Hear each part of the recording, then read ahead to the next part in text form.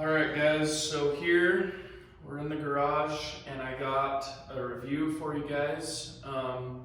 Reviewing the Hansu power bar and the Rogue Ohio power bar. Both of these are IPF approved, 29 millimeters, 205K tensile strength. This is the black zinc Rogue Ohio power bar, and then this is the bare steel Hansu power bar. In terms of how long I've had them, I've had this Rogue bar for about 3 years now, and I've used this Hansu power bar for about a month now. They're extremely similar, but there are some differences, and I definitely do have my preference on which bar I prefer to use. So I'm going to show you some close-up shots of both these bars and show you some of these differences. So obviously they're different coatings, but you can see here that the center knurling on the Hansu bar is longer than the center knurling on the Rogue Ohio power bar. And the benefit of this is on squats, this bar sticks to your back way better than this bar does. It's definitely a noticeable difference, so I really like squatting with the Hansu bar. The Hansu bar has a cool little sticker there saying that it's IPF approved, which is kind of similar to the Eleiko bar. They both have the thin competition collars there. The knurl on both of these feels extremely similar. Despite the Hansu bar being bare steel, it still feels about as grippy as the Rogue bar does. Only difference is I think the Hansu bar is slightly sharper. So one thing that I have noticed so far, and this could be that the ribs on the Rogue bar's sleeves are just older, so they've worn down a little bit. But the plates seem to fit a lot tighter on the Hansu bar sleeve than they do on the Rogue sleeve. I'll just load a plate on and show you guys what I mean. So with the Rogue bar, the plate just slides right on with almost no resistance. I can just push it and it slides on. But with the Hansu bar, it takes a little extra to load it on. So if I tried to just slide it on, it doesn't really slide. You kind of have to force it. And that's just due to the ribs are a little more raised on this bar, which could be because it's newer. If I put the camera over here, this is about how much play you get in the plate on the Hansu bar, and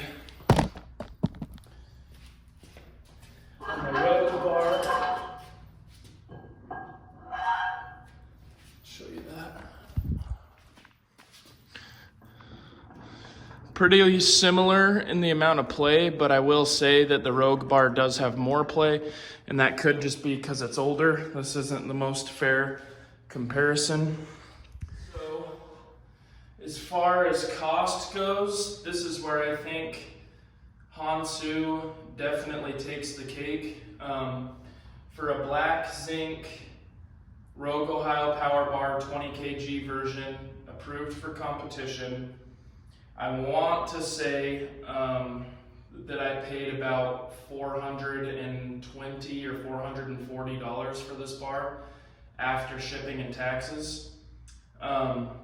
Hansu Power pays, so they're based out of Canada. They pay the customs fees and they pay the shipping. So you just have to pay for the bar.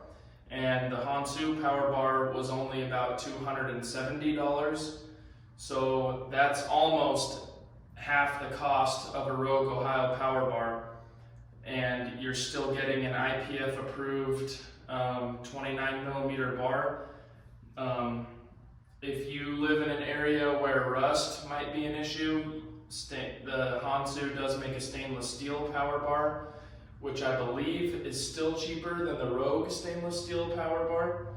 But if rust isn't an issue, I don't think that you could beat $270 delivered to your front door for an IPF approved power bar.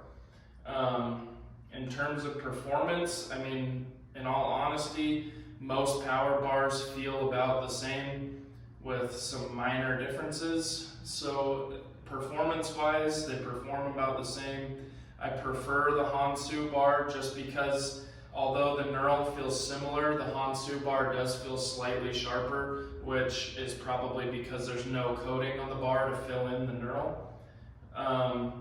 I like the extended center knurl for squats, but I do not like the extended center knurl for deadlifts because the knurl hits my thighs because I'm a conventional puller, and that longer center knurl scratches the inside of my thighs, which could make locking out a little bit harder, especially if you didn't have any baby powder.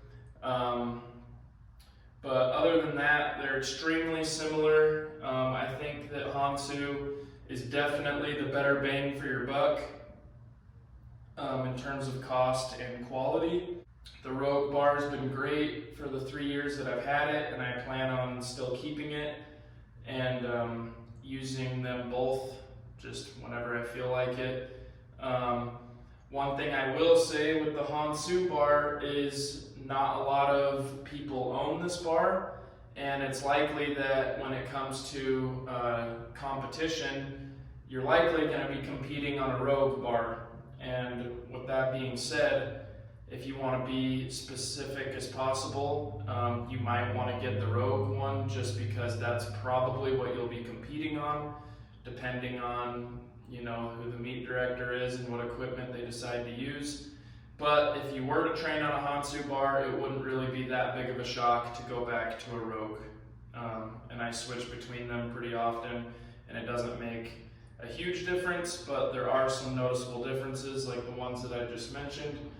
You definitely can't go wrong with either bar, but if I had to pick a favorite, it would definitely be the Hansu bar because you're getting an extremely similar quality for a lot less cost. So that would probably be my final decision, and that's my review on these two bars. Can't go wrong with either one, but I think in terms of quality, pricing, and what makes the most sense for somebody that's just trying to work out at home, or maybe you're trying to open a gym.